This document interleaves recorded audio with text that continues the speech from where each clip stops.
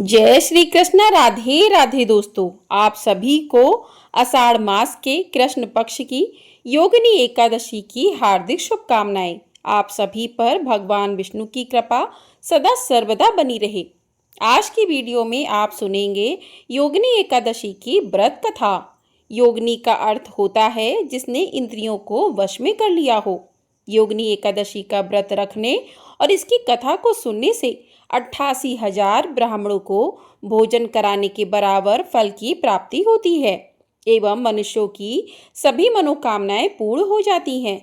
तो आइए बड़ी ही श्रद्धा और प्रसन्नचित मन से इस कथा का श्रवण करते हैं। बोलिए श्री हरि विष्णु की जय। महाभारत काल की बात है। एक बार धर्मराज युधिष्ठिर ने भगवान श्री कृष्ण से कहा कि हे त्रिलोकीनाथ, मैंने ज्येष्ठ मास के शुक्ल पक्ष की निर्जला एकादशी की कथा सुनी, जिसे सुनकर बहुत ही अच्छा लगा। अब आप कृपया करके आषाढ़ मास के कृष्ण पक्ष की एकादशी की कथा सुनाइए। इस एकादशी का नाम क्या है तथा इस एकादशी का महत्व विस्तार पूर्वक मुझे सुनाइए। यह सुनकर श्री कृष्ण भगवान ने कहा कि हे पांडुपुत्र, आषाढ़ मास के कृष्ण पक्ष की एकादशी का नाम योगिनी एकादशी है। इस व्रत के करने से सभी पाप नष्ट हो जाते हैं। इस व्रत को करने वाला व्यक्ति श्राप से मुक्ति पाता है। यह व्रत इस लोक में तथा परलोक में मुक्ति देने वाला है। हे धर्मराज, यह एकादशी तीनों लोकों में प्रसिद्ध है। इसके व्रत से सभी पाप नष्ट हो जाते हैं। तुम्हें मैं पुराणों में कही हुई कथा सुनाता हूँ, ध्यान पूर्वक सुनो। अलकापुरी नाम की एक नगरी थी। उस नगरी में कुबेर नाम का एक राजा राज्य करता था। राजा कुबेर परम शिव भक्त था। वह पूरी विधि विधान से रोजाना भगवान भोलेनाथ की पूजा अर्चना किया करता था। राजा कुबेर का एक यक्ष सेवक था जिसका नाम था हेममाली। वह राजा की शिव पूजा के लिए रोजाना ताजे फूल तोड़कर लाया करता था। हेममाली की विशालाक्षी नाम की बहुत ही सुंदर पत्नी थी। वह अपनी पत्नी से खूब प्रेम करता था। एक दिन की बात है कि राजा का सेवक हेममाली मान सरोवर से फूल लाने गया तो फूल लेकर सीधा अपने घर अपनी पत्नी से मिलने के लिए चला गया। घर जाकर हेममाली ने फूलों को एक तरफ रख दिया और अपनी पत्नी के साथ बातें करने लगा, किंतु कामातुर होने के कारण वह अपनी पत्नी के साथ रमण करने लगा। इस भोग विलास में दोपहर हो गई। वह भूल चुका था कि राजा ने मुझे किस काम के लिए भेजा था। उधर राजा सुबह से ही हेममाली की राह देख रहे थे। इंतजार करते करते दोपहर हो गई तो राजा ने सोचा कि पूजा का समय तो बीतता ही जा रहा है, परंतु आज हेममाली पता नहीं फूल क्यों लेकर नहीं आया। रोजाना तो सही समय पर आ जाता था। न जाने आज कौन सी बात हो गई जो पूजा के वक्त फूल लेकर नहीं पहुंचा। राजा ने मन ही मन विचार किया कि सेवकों को भेजकर पता कराना होगा। तो राजा ने सेवकों को आज्ञा दी कि तुम लोग पता करो कि हेममाली आज अभी तक फूल लेकर क्यों नहीं आया है। राजा की आज्ञा पाकर राजा के सेवक मानसरोवर पर हेममाली को तलाशने के लिए गए, लेकिन हेममाली वहां पर कहीं भी दिखाई नहीं दिया। सब जगह उसे ढूंढकर वे उसके घर गए तो उसके घर जाकर देखा तो वह अपनी पत्नी के साथ था।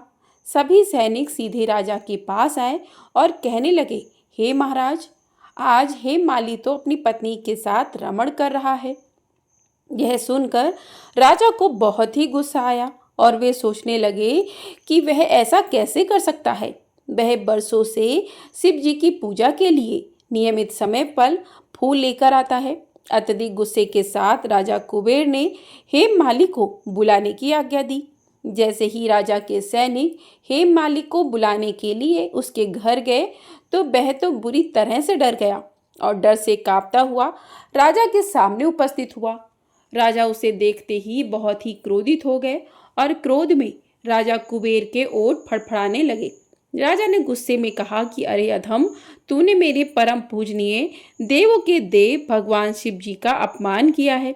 मैं तुझे श्राप देता हूँ कि तू स्त्री के वियोग में तड़पे और मृत्युलोक में जाकर कोढ़ी का जीवन व्यतीत करे। राजा कुबेर के श्राप से हेममाली उसी समय स्वर्ग से पृथ्वी पर जा गिरा और कोढ़ी हो गया। उसकी पत्नी भी अचानक से गायब हो गई। मृत्यु लोक में आकर उसने अर्थात हेममाली अनेक भयंकर कष्ट भोगे, किंतु शिव जी की कृपा से उसकी बुद्धि मलिन नहीं हुई। उसे अपने पूर्व जन्म का सब कुछ याद था। वह अनेक कष्टों को भोगता हुआ तथा अपने पूर्व जन्म के कुकर्मों को याद करता हुआ हिमालय पर्वत की तरफ चल पड़ा। चलते चलते वह मार्कंडेय ऋषि के आश्रम में जा पहुंचा। वे ऋषि अत्यंत तपस्वी थे। ऐसे प्रतीत हो रहे थे मानो ब्रह्मा जी ही हो, और उनका आश्रम भी ब्रह्मा जी की सभा के समान ही शोभा दे रहा था। ऋषि को देखकर हेममाली वहां गया और उन्हें प्रणाम करके उनके चरणों में गिर पड़ा। विनती करने लगा कि हे ऋषिवर, मुझे इस श्राप से मुक्ति दिलाओ। तो हेममाली को देखकर मार्कंडेय ऋषि ने कहा कि तूने कौन से निष्कृष्ट कर्म किए हैं जिससे तुझे कोढ़ हो गया और तू भयानक कष्ट भोग रहा है, मुझे विस्तार पूर्वक बताओ। महर्षि की बात सुनकर हेममाली बोला कि हे मुनि श्रेष्ठ, आपसे कुछ भी छुपा नहीं है। मैं राजा कुबेर का अनुचर था और मेरा नाम हेममाली है। मैं प्रतिदिन मानसरोवर से फूल लाकर शिव जी की पूजा के लिए राजा को दिया करता था। एक दिन मैं मानसरोवर से सीधे फूल लेकर अपने घर चला गया और वहां अपनी पत्नी के साथ समय बिताने लगा। मुझे समय का बिल्कुल भी ज्ञान नहीं रहा और ना जाने कब दोपहर हो गई। राजा फूलों का इंतजार करते करते क्रोधित हो गए। उन्होंने मुझे बुलाने के लिए अपने सेवकों को भेजा। तब मुझे आभास हुआ कि आज मुझसे कितनी बड़ी गलती हो गई। लेकिन जब मैं जैसे ही राजा के पास पहुंचा तो राजा ने क्रोधित होकर मुझे श्राप दे दिया। श्राप देते हुए राजा ने कहा कि तू अपनी स्त्री का वियोग और मृत्यु लोक में जाकर कोढ़ी बनकर दुख भोगेगा। इसी कारण से मैं कोढ़ी हो गया हूँ तथा पृथ्वी पर भयंकर से भयंकर कष्ट भोग रहा हूँ। हे ऋषिवर, आप कृपया करके मुझे ऐसा कोई उपाय बताइए जिससे मेरी मुक्ति हो जाए। सारी बात सुनकर मार्कंडेय ऋषि ने कहा कि हे माली, तूने मेरे सम्मुख सत्य वचन कहे हैं, इसलिए मैं तेरे उद्धार के लिए एक व्रत बताता हूँ। यदि तू आषाढ़ मास के कृष्ण पक्ष की योगिनी नामक एकादशी का व्रत करेगा तो तेरे सभी पाप नष्ट हो जाएंगे। योगिनी एकादशी का व्रत करने से व्यक्ति बहुत ही जल्द श्राप मुक्त हो जाता है। महर्षि के यह वचन सुनकर हेममाली बहुत ही खुश हुआ और उनके वचनों के अनुसार योगिनी एकादशी का व्रत विधि पूर्वक करने लगा। इस योगिनी एकादशी व्रत के प्रभाव से वह अपने पुराने स्वरूप में आ गया और अपनी पत्नी के साथ सुखपूर्वक रहने लगा। फिर इस लोक के समस्त सुखों को भोगता हुआ अंत में स्वर्ग लोक को गया। यह कथा कहकर भगवान श्री कृष्ण ने कहा कि हे राजन, इस योगिनी एकादशी का फल 88,000 ब्राह्मणों को भोजन कराने के बराबर होता है। इसके व्रत से सभी पाप नष्ट हो जाते हैं, व्यक्ति श्राप मुक्त हो जाता है और अंत में मोक्ष को प्राप्त करके प्राणी स्वर्ग का अधिकारी बन जाता है। तो प्रेम से बोलिए भगवान श्री हरि विष्णु की जय। तो इस प्रकार से पहली कथा समाप्त हुई। अब सुनते हैं एकादशी की दूसरी पौराणिक कथा, जिसे सुनने मात्र से सभी मनोकामनाएं पूरी होती हैं। तो प्रिय श्रोताओं, एक समय की बात है, श्री ठाकुर जी मंदिर के महंत जो प्रभु के बहुत प्रिय भक्त थे, अपने कुछ शिष्यों को साथ लेकर दक्षिण में तीर्थ दर्शन करते हुए एक नगर में पहुंचे। संध्या का समय था। मार्ग में बहुत ही रमणीय उपवन देख महंत जी का मन हुआ कि यहीं कुछ देर विश्राम करें और भोजन प्रसाद बनाकर हरि नाम संकीर्तन किया जाए। संयोग से वह स्थान एक वैश्या का था। वैश्या वहीं पास के भवन में रहती थी। महंत जी और उनके शिष्यों को इस बात का पता नहीं था कि जिस जगह वे रुके हैं वह स्थान एक वैश्या का है। वैश्या भी दूर से अर्थात अपने भवन से ही हरि भक्तों की क्रियाओं का आनंद ले रही थी। आज मानो संतों के प्रभाव मात्र से पाप आसक्त उस वैश्या के हृदय में भी प्रभु का प्रेम उपज गया हो। उसने स्वयं को भागी जानकर संतों को ज्ञात न हो यह जानकर और अपने बारे में कुछ न बताकर दूर से ही अपने भवन से ठाकुर जी के दर्शनों का आनंद लिया। जब सभी संतों का भोजन प्रसाद और संकीर्तन समाप्त हुआ तो अंत में वैश्या ने एक थाल में बहुत सारी स्वर्ण मुद्राएं लेकर महंत जी के समक्ष प्रस्तुत की और महंत जी को प्रणाम किया। उसने बताया कि यह स्थान मेरा ही है, मैं यहाँ की मालकिन हूँ।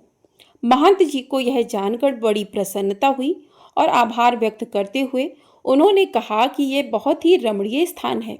हमारे ठाकुर जी को भी यह स्थान संकीर्तन में बड़ा पसंद आया। अब वैश्या ने वह स्वर्ण से भरा हुआ थाल महंत जी की सेवा में प्रस्तुत किया।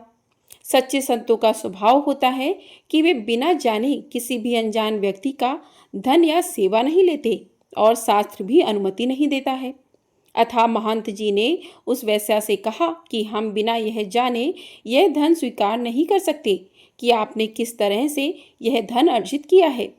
वैश्या ने भी द्वार पर आए संतों से झूठ ना कहकर सारी बात सच सच बता दी। वह बोली कि मैं एक वैश्या हूँ और समाज के आसक्त पुरुषों को रिझाती हूँ, उसी से मैंने यह धन अर्जित किया है। इतना कहकर वह महंत जी के चरणों में पूर्ण समर्पण करते हुए फूट फूट कर रोने लगी।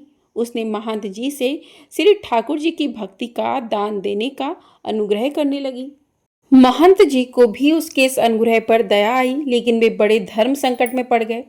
यदि वैश्या का धन स्वीकार किया तो धर्म की हानि होगी, और यदि शरण में आए हुए को स्वीकार नहीं किया और मार्ग नहीं दिखाया तो भी संत धर्म की हानि होगी। महंत जी ने अपने ठाकुर जी का ध्यान किया और उन्हीं को साक्षी कर वैश्या के सामने शर्त रखी। उन्होंने कहा, हम तो यह धन स्वीकार नहीं कर सकते। यदि तुम हृदय से अपने इस बुरे कर्म को छोड़ना चाहती हो तो ऐसा करो, इस पाप कर्म से अर्जित की हुई सारी संपत्ति को तुरंत बेचकर जो धन आए उससे हमारे ठाकुर जी के लिए सुंदर सा मुकुट बनवाओ। यदि हमारे प्रभु वह मुकुट स्वीकार कर ले तो समझ लेना उन्होंने तुम्हें माफ करके अपनी कृपा प्रदान की है। वैश्या का मन तो पहले ही निर्मल हो चुका था। महंत जी की आज्ञा शिरोधार्य कर उसने तुरंत संपूर्ण संपत्ति बेचकर ठाकुर जी के लिए कई लाख रुपए का सुंदर मुकुट बनवाया। कुछ ही दिनों में वैश्या ने मुकुट बनवाकर अपने नगर से महंत जी के साथ ठाकुर जी के मंदिर के लिए प्रस्थान किया। मंदिर पहुंचते ही जब यह बात समस्त ग्रामवासियों और मंदिरों के पुजारियों को पता चली कि अब वैश्या के धन से अर्जित मुकुट ठाकुर जी धारण करेंगे, तो सभी अपना अपना रोष व्यक्त करने लगे और महंत जी उस वैश्या का मजाक उड़ाने लगे। महंत जी सिद्ध पुरुष थे और ठाकुर जी के सर्वविदित प्रेम भक्त भी थे, इसलिए किसी ने उनका विरोध करने की चेष्टा नहीं की। जैसे ही वह वैश्या मंदिर में प्रवेश करने लगी, द्वार तक पहुंची ही थी कि पूर्व का पाप बीच में आ गया। वैश्या वहीं रजस्वला हो गई। उसने अपना माथा पीट लिया और फूट फूट कर रोने लगी। मूर्छित होकर भूमि पर गिर पड़ी और मन ही मन वह सोचने लगी कि संत की कृपा हुई, ठाकुर जी का आग्रह प्राप्त होने ही वाला था कि रजस्वला हो गई, मंदिर में जाने के लायक ना रही। सब लोग हंसी उड़ाने लगे। पुजारी भी महंत जी को कोसने लगे। महंत जी ने वैश्या के हाथ से मुकुट लेकर स्वयं ठाकुर जी के गर्भगृह में प्रवेश कर श्री ठाकुर जी को मुकुट पहनाने लगे।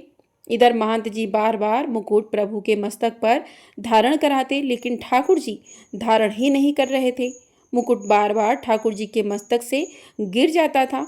अब महंत जी भी निराश होकर सोचने लगे कि हमसे बहुत बड़ा अपराध हुआ है। शायद प्रभु ने उस वैश्या को स्वीकार ही नहीं किया, इसलिए ठाकुर जी मुकुट धारण नहीं कर रहे। अपने भक्त को निराश देखकर ठाकुर जी से रहा नहीं गया। वो अपने ही श्री विग्रह से बोल पड़े, बाबा आप निराश मत हो, हमने तो उसी दिन उस वैश्या को स्वीकार कर लिया था जिस दिन आपने उसे आश्वासन देकर हमारे लिए मुकुट बनवाने को कहा था। महंत जी ने कहा, प्रभु जब स्वीकार कर ही लिया है तो फिर उस बिचारी का लाया हुआ मुकुट धारण क्यों नहीं कर रहे हो? ठाकुर जी बोले, मुकुट तो हम उसी वैश्या के हाथ से ही धारण करेंगे, इतने प्रेम से लाई है तो पहनेंगे भी उसी के हाथ से। महंत जी ने कहा, प्रभु जी वह रजस्वला है, इसलिए वह मंदिर में नहीं प्रवेश कर सकती। अब तो ठाकुर जी भी जिद करने लगे कि इसी समय लाओ, हम तो उसी के हाथ से पहनेंगे।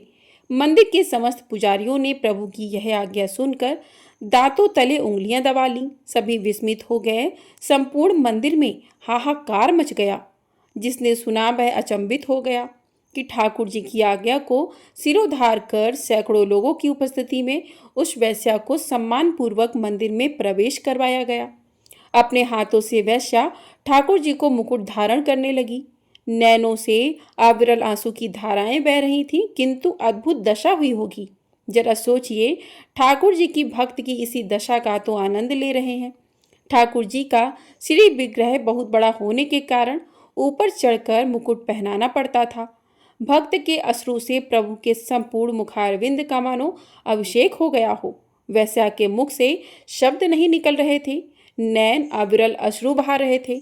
आज ठाकुर जी ने उस प्रेम स्वरूप भेंट स्वीकार करने हेतु अपना मस्तक नीचे झुका दिया और मुकुट धारण कर उस वैश्या को वह पद प्रदान किया जिसके लिए बड़े बड़े देवता, संत, महात्मा हजारों वर्ष तप अनुष्ठान करते हैं, लेकिन उन महाप्रभु का अनुग्रह प्राप्त करने में असमर्थ रहते हैं। दीन दयाल करुणा निधान प्रभु जब किसी भक्त की करुणा पुकार पहुंचती है तो अपने आप को रोक नहीं पाते और दौड़े चले आते हैं अपने भक्त के पास। तो प्रेम से बोलिए भगवान श्री कृष्ण कन्हैया लाल की जय। प्रेम से बोलिए भगवान विष्णु की जय। तो इस प्रकार से योगिनी एकादशी की व्रत कथाएं पूर्ण हुई। आपको ये वीडियो पसंद आई हो, वीडियो को लाइक कर लीजिएगा। चैनल पर नए हैं तो चैनल को सब्सक्राइब भी कर लीजिएगा। आपको हमारे चैनल पर इसी प्रकार से प्रदोष व्रत की कथा भी सुनाई जाएगी, तो आप लोग उसे भी अवश्य सुनिएगा और कमेंट बॉक्स में भगवान विष्णु की जय भी अवश्य लिखिएगा। प्रेम से बोलिए भगवान श्री हरि विष्णु की जय।